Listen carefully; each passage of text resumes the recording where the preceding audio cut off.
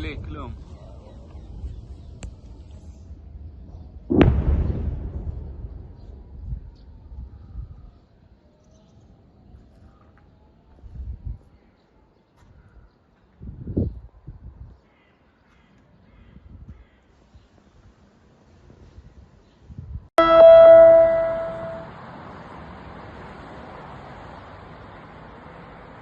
מהירות, מסתן הגליל.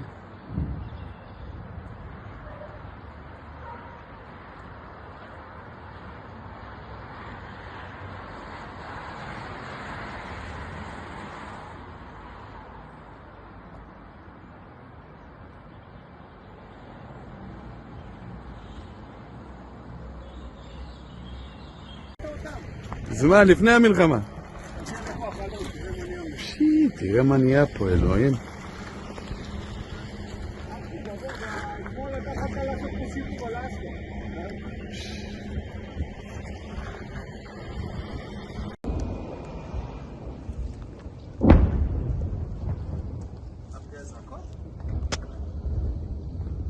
לי, כלום.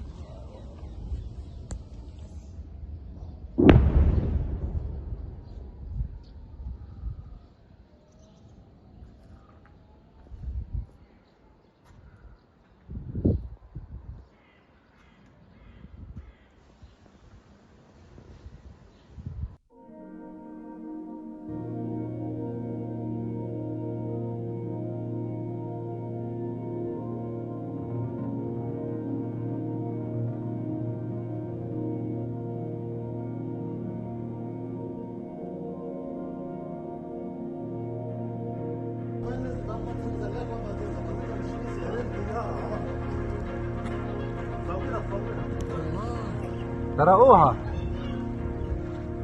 وين نزلت؟ بدها تولع المنطقة هلا يا وقعت ورا من ورا.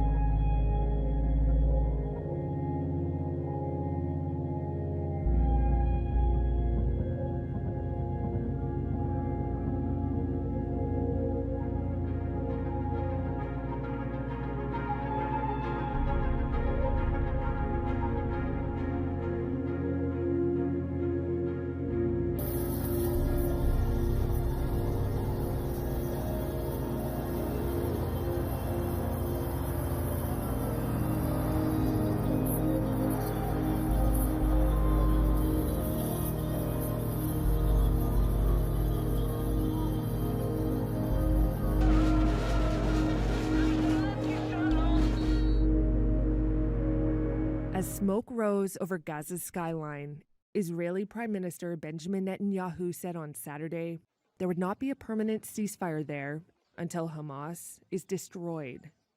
His office called the idea, quote, a non-starter. It's time to begin this new stage. The day before, U.S. President Joe Biden said Israel proposed a deal involving an initial 6-week ceasefire. It would include a partial Israeli military withdrawal and the release of some hostages, while negotiating a permanent end to hostilities. It's time for this war to end, for the day after to begin. Netanyahu's comments have raised questions over the details of the plan and its timing. Hamas has cautiously welcomed talks on a deal. Biden had signaled that Hamas would not stay in power in Gaza without elaborating. But the Iranian-backed Islamist group has not indicated it might step aside or disarm voluntarily. In Tel Aviv, protesters rallied, calling for the release of Israeli hostages in the Palestinian enclave. An opposition leader, Yair Lapid, said his party would support the agreement. That means it would likely pass in parliament, though Israeli National Security Minister Itamar Ben-Gvir threatened on Saturday to bring down the coalition government if Netanyahu enters a Gaza deal that would entail ending the war without the elimination of Hamas.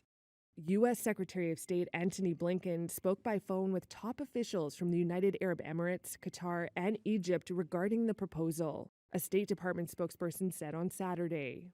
Ceasefire talks have stumbled for months over a clash in core positions.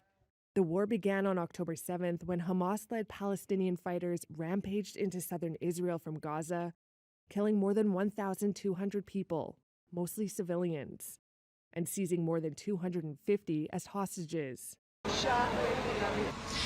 We demand that Netanyahu stand up and publicly support the Israeli proposal which President Biden presented yesterday. Stand up in front of the Israeli citizens and publicly accept this deal. We anticipate that at the close of the Shabbat, we will hear from the ultra-extremists within Netanyahu's government who oppose this deal. They are a loud, fanatic minority which will likely attack Biden and threaten Netanyahu's political survival. These extremists want the war to rage on endlessly, and they are willing to sacrifice the hostages.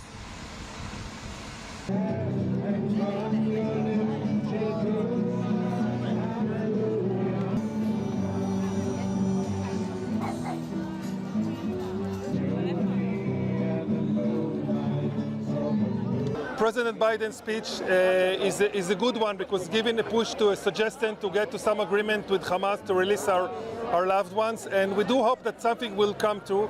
Unfortunately, there were too many times before there were suggestions, there were deals, but no one can get to agreement. So we really hope that this time, with the support of President Biden and all U.S., it will get forward and we'll get to agreement.